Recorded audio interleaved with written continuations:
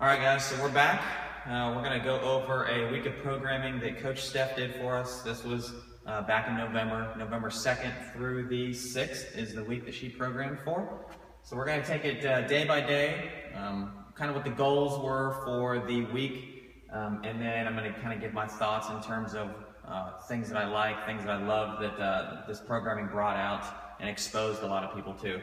So the main goal that Coach Steph was going for here was that working on skills that we might often neglect whenever we're in the gym. So we work on a whole host, different variety of things, but sometimes we have things that just fall by the wayside or that we don't practice quite as often as we should. So Steph did a great job of bringing that to the forefront and really forcing us a little bit outside of our comfort zone for a lot of people, and to get them to work on some just pure skill-based pieces.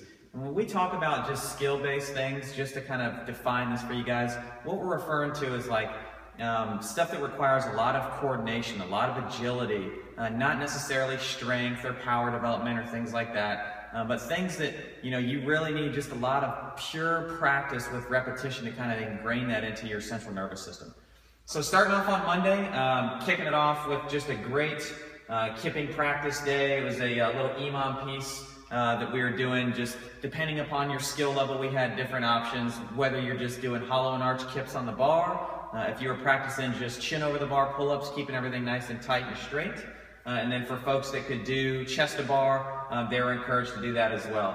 The nice part, the theme that you'll see kind of taken throughout the entire week, that we've been really focusing heavily on lately, is that we want, quote unquote, the part A, or the skill, or if it's a weightlifting piece, to really tie right into the workout of the day.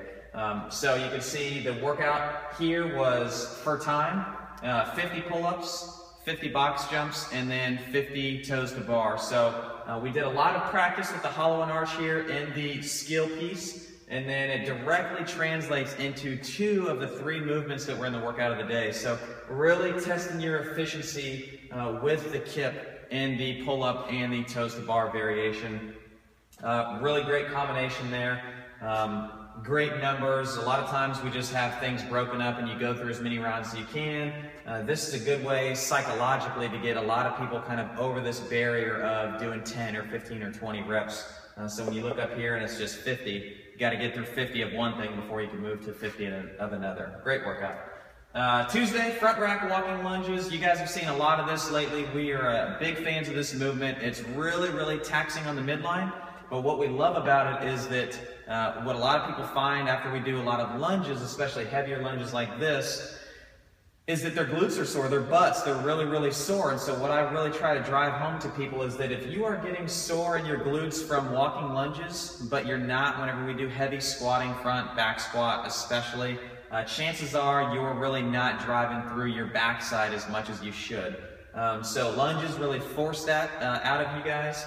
So we love using those. And then we brought that right into something very, very, very taxing on the midline here. The front squat weight really wasn't that big of a challenge. And then we had a sit-up. So really these, movements that build off of one another in terms of how they affect your midline. And then if you opted to do the RX Plus option, which a handful of you guys did with GHD sit-ups, God bless you, because that was just a atrocious workout from a midline standpoint. So really great combo there, little 15-minute couplet. Wednesday, so barbell complex. We had a push press into a push jerk and then finishing with the split jerk. The main goal when we do complexes like this, where we're kind of building in terms of difficulty with the push press, push jerk, and split jerk combo, is that by the time you get around to the split jerk, it's really kind of been ingrained into your head how much you need that leg drive to make the split jerk really, really well done. Taking that into the workout of the day, we had a little 200-meter run, just something to elevate the heart rate. Then we had some shoulder to overhead. We said shoulder to overhead, remember, because you can use any combination of those movements to get the bar from shoulder level up to overhead. And then, as if you weren't taxed enough, we're going to toss a little bit more difficult upper body movement in there with a ring dip. Really fun workout. 5 rounds is just one of those workouts that you get through 3 and you feel great, and then rounds 4 and 5 roll around, and it's really just a gut check from there. Moving on, Thursday, Man, if there was a high skill movement for a CrossFitter, it was definitely going to be a handstand walk. So this is a really good one. The point of when you see us do EMOM work, just so you guys are aware, when we do EMOM work, it's for a couple of reasons. The main ones being that we can really control the time that you're working and the time that you're resting. It forces you guys to get a certain amount of repetitions, a word that we refer to as volume. So it's a really good way for us to control that, and also simply just to keep you guys moving. So I know we like to chat a lot, but an EMOM is just a way for you guys can still kind of have your little side conversations, but when the buzzer dings, it's time for you to do your work. Once you get the work done, then you've got that little rest period. So a good choice on the EMOM here, really controlling how much volume people are doing and the amount of rest that they're going to need. And then we took it into a longer workout today, an 18-minute AMRAP, some wall balls, just a very, very low skill movement. It can get the heart rate quite elevated depending on how quickly that you can do them, into something that is a little bit more high skilled in terms of, how is your midline feeling after all of this stuff, and then after doing 20 wall balls. And then finally, can you handstand walk when your heart rate is elevated and your midline's been taxed quite a bit with the pull-up. So if you couldn't do handstand walking, which a lot of us are not at that level quite yet, that's fine.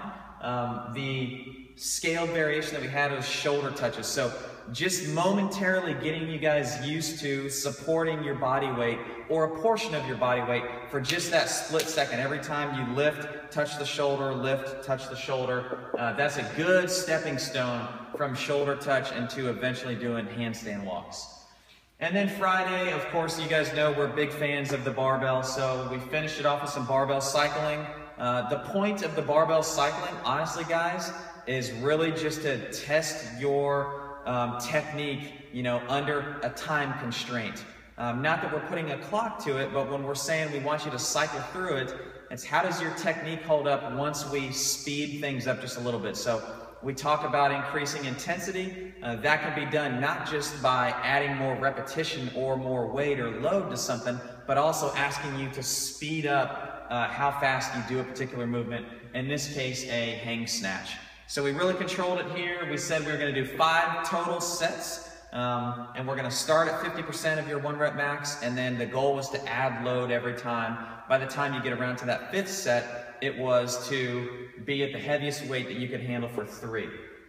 And then finishing off sort of a little chipper with some increasing skill levels in barbell work. So you had a deadlift, a power clean, and then some snatches at the end.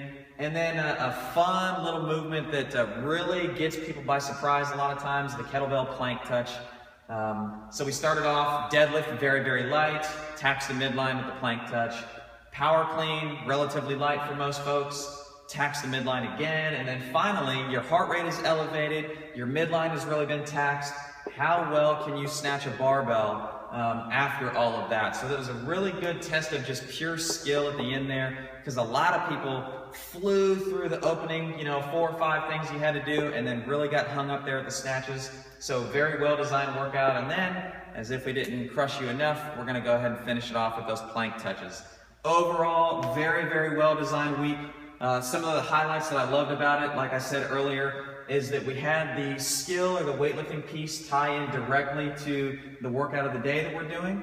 The goals was skills that we neglect.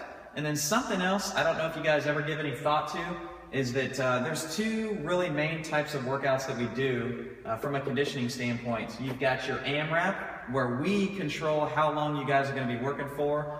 And then we've got something like this, a 5 rounds for time, 1 round for time, or kind of a little chipper like that.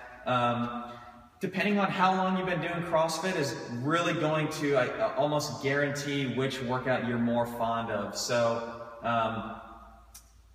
a lot of times the 5 round for time, what we call the task priority, is you have to finish this before your workout is over, is ones that people will avoid or really are unsure of. Because at the end of the day, you control how quickly the workout gets done. Whereas this, you know that everyone is going to start and stop at the same time. So from a psychological perspective, these are much more daunting for the majority of people. But it's also where you can make some great jumps, not maybe from a physical standpoint, but from a psychological standpoint. So Coach Greg Glassman, creator of CrossFit, is very famous for saying that the greatest adaptation that will come from a program like this is going to be the 6 inches between your ears, so in your brain, guys. So when you see workouts like this pop up, don't avoid them, come in, and really challenge yourself.